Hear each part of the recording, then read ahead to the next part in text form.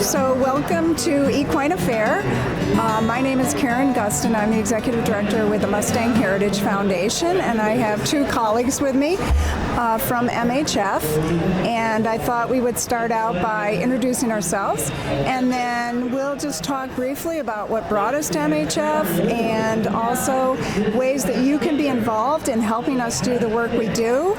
And we'll also talk a little bit about our partnership with the Bureau of Land Management, which is very important to us and very interesting. So I'm going to turn it over to Thomas, who can introduce himself and explain what he does with MHF. Hi, thank you, Karen. My name is Thomas Millegan. I'm the administrative assistant at the office there for Mustang Heritage Foundation. We're located just north of Austin, Texas. And my primary duties is answering the phone and helping folks with information about our programs and helping our tip trainers that we have throughout the United States. And just general taking care of all the daily duties around the office and help promoting the organization and helping all the folks that have questions. Thankfully. Answering the phone is very important. That's right. Staying organized is very important. Katlyn? My name is Katlyn Puclik-Baker. I am the newly appointed Director of Marketing. I am located in Central Illinois and have a background in nonprofit marketing and development. I've been a lifelong horse lover, as everybody here is. I'm very excited to be a part of this team and to help our horses. So at the end of the day, what we do is we help horses. That is our ultimate mission. And I, too, am fairly new to the organization. I started in January and spent the previous 10 plus years as the director of the Kentucky Equine Adoption Center, which is located in Nicholasville, Kentucky, just outside of Lexington. I live in Versailles, Kentucky, and the Equine Adoption Center was a rescue. We took in horses that were abused, abandoned, neglected, or from owners who could no longer care for them.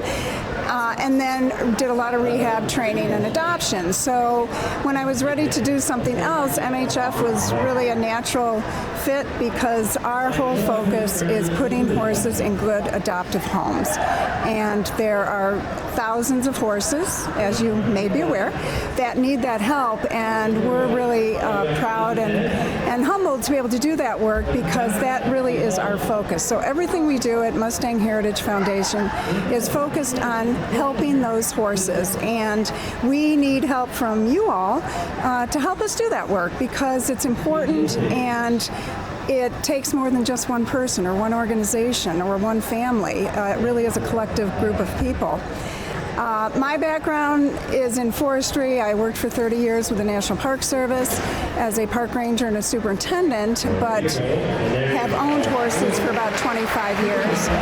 And when I was ready to do something else, I left the Park Service and thought, I really want to get back into horses and do some kind of rehab. So I got my job at the Kentucky Equine Adoption Center, and equine nonprofit management has really been my second career, and I've absolutely loved it because I have a deep passion and love for horses, and that's really what it's all about. So I'm very excited to be here. We have a fantastic group of people that do the work we do, and really excited to engage more of folks like you who want to be involved and help us because you truly are doing a good thing.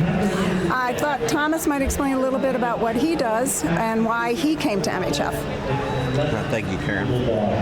My background started very young. I showed and trained paints and quarter horses for about 30 years. One of my greatest experiences was training new young riders and introducing them into the world of horsemanship, and that was very rewarding. I really enjoyed that. So yes, I have quite a bit of experience with horses. Unfortunately, I never got to have a Mustang. I would love that challenge, but not getting any younger, so I think that might be something that I just have to pass up. But I love them. It's a very, very passionate thing for me. I'm so glad to be part of this organization. I've been here a little over a year now, and have nothing but the best experience in the world. One of the things that I get to do is follow up with the adopters and find out how their experience was throughout the process, and it's just I can't even put it in words. The feedback that you get, how excited and happy and how much they love these animals, and the pictures that they send in, you can just feel it, reading the letters that they send us. So that's the highlight of my job. I really enjoy that part. But it's just the best job I've ever had. Yeah, I think a lot of us that do this type of work are, our primary focus is the horse, and we are helping horses, but I have found in what I've done in the past, you really are helping people. I mean, these people are aching for a connection with an animal, and they are at a time in their life when they really need it. And so I tell people that our primary mission is to help horses, but we're also helping people oftentimes who are going through very difficult transitions in their life. They're recovering from something, or they just need a horse. And it's very different from having a dog or a cat. And the connection and the energy you can get from this 1,200-pound animal is really heartwarming to watch and very genuine. Now, on the other side of this curtain, sadly we're not over there, but there's this adorable miniature horse. So some of those connections can be made with the little ones. But it's just the energy that we have and the energy that horses have is awesome to watch. And they pick up on who we are and what we are, and they are honest with us. And Thomas gets to hear about that. Katlyn. And the burros. And the burros, yeah. So it's just, that's been a whole new world that we kind of have already experienced, but we get to help other people have those experiences as well. And that is awesome to be able to do that, and very humbling. I mean, not everybody gets to do what we do. And if you want to support us and want to be engaged, you get to be a part of that, which is cool. So one of the big things that the Mustang Summit is about is outreach to the people. And we've got a bunch of tip trainers here representing. And so can you talk a little bit about the tip program and what that actually, because everybody's saying it's tip. Yeah. So the question was, what is our tip program? So I was going to segue into that, because that is a way that you can be involved, not necessarily as a premier competitor professional. As an amateur, you can be too. So the TIP program stands for Trainer Incentive Program, and that is one of our highlights, and that is why our partnership with the Bureau of Land Management is so important. So the Mustang Heritage Foundation has been around since the early 2000s, and we've been partners with BLM for all those years. BLM rounds up the horses that are out west, and then we have a nationwide program of trainers who can apply to adopt their horse and enroll in our program. They train that horse, and then they adopt that horse out to someone else from the public sector. And there is an application process that you go through to become a TIP trainer. It's all on our website, and we approve that. And then once you're approved, then you can request horses from the Bureau of Land Management, and we facilitate the transfer of horses from those locations out west to wherever you're located in the United States. So we have between 300 and 400 TIP trainers that are scattered from the West Coast to the East Coast. And it's a really great way to get the experience of training a Mustang or a burro, and then the trainer has a certain amount of time to do that. The horse then gets adopted by someone, and and the trainer gets compensated for that. If it's a horse, it's $1,000. If it's a burro, it's $750, which is not a lot of money, and it certainly isn't meant to and can't pay for everything. But it does. It is some compensation for the effort that these trainers have put into these horses, and as you might imagine, they're doing it because they want to help horses too, and they want to contribute to the horse's well-being. It's certainly not something that most of these trainers have their own businesses on the side or other jobs or whatever, but it's a really great way to experience what owning a Mustang is like, or a burro, but you don't have to do all the training yourself to get it to a certain point. So they get like a jump start from these trainers, which is really a great way to do that. So having said all that, one way that we promote the adoption of these horses, in addition to just adoptions through the TIP program, is we do have a series of events and educational outreach programs throughout the year, and we have our Extreme Mustang Makeover coming up at the end of June in Franklin, Tennessee. And the Extreme Mustang Makeover is where anybody from the public, and many of them are already TIP trainers, apply to get a horse, and they have 100 days to train that horse. They compete in a show, a 3-day show, and then the horses are auctioned off to pre-approved adopters.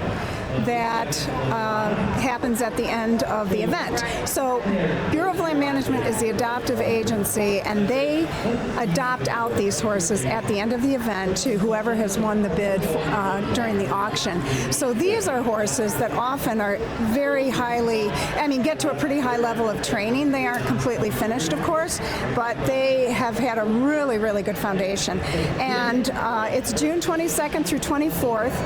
And if you're interested, tickets are on sale on our website. And there is general admission for the weekend. There's a VIP event. If you're interested in being an event sponsor, contact us on our website, and we have all that information available for you. We have a big trade show and vendors as well. So it's really good exposure, and it's being held at the Williamson County Expo facility in Franklin, Tennessee, which is just outside of Nashville. So this is one way we promote the adoption of these horses. So that's basically TIP in a nutshell, but the interesting thing about TIP is that model has been copied by other organizations, and as we all know, imitation is the highest form of flattery, and some of you may be familiar with the Retired Racehorse Project's Thoroughbred Makeover. Well, that is modeled somewhat after the Extreme Mustang Makeover. So that is placing strictly just thoroughbreds. Same similar process, not exactly, but it's a really great way for thoroughbreds to find second homes. And so the TIP program is really successful, and we're hoping to expand that into some other audiences and other groups of people during the next year or so. Do you guys have anything to add to that? Yeah, I wanted to add our website is MustangHeritageFoundation.org, and if you'd like to contact us, we have an email address, info@MustangHeritageFoundation.org. We can get you whatever information that you would need. And then we also have the Facebook page, Trainer Incentive Program -TIP, TIP. And that's got about 22,000 followers, I believe, and it's a great resource for folks that are looking for a horse to adopt or burro. And also a lot of our trainers are on there that have horses and burros available. So very great resource. So I recommend visiting that page. And the other great resource online in social media is the TIP Marketplace, which just launched a couple of months ago, and that is a Facebook page and website that offers trained horses for sale for adoption, and it's eventually going to be the dream horse of Mustangs and burros. We aren't there yet, but eventually that would be the hope. Well, I think it's only fair, because I put Thomas on the spot yesterday. Yeah. Tell me, when each of you tell me, which Mustang so far has stolen your heart. Is there one in particular, or you just love them all? Yeah. For me, I love them all. That's easy. I mean, I do not discriminate against any Mustang. I love them all equally. I know, like this photo right here, I know he's kind of our mascot. He's stunning. Gorgeous, beautiful, and everything. And they're all beautiful in their own way, as we know as horse lovers. So, all the above. Good answer. Yeah, that was very PC. For me, it's the burros that are really intriguing. At my old previous job, well, they were called donkeys in the Midwest. They fly out the door. We got so many requests for donkeys, and we very rarely had donkeys. In fact, I could count on both hands in 10 years how many donkeys we got at the center. And if they were fairly sound and in fairly good health, they got adopted in a New York minute. So we have a tip trainer in Kentucky who kind of specializes in burros. They are so cute. And so I'm slowly starting to work on my husband to get one. And we have plenty of room, but I would love to have a burro just because I know. And that, Oh, darn. I know. Yeah, they say you have to have two. But they're just intriguing. They're very different from horses, and they think differently than horses. And so for me, it's the burros that I'm very interested in exploring more about.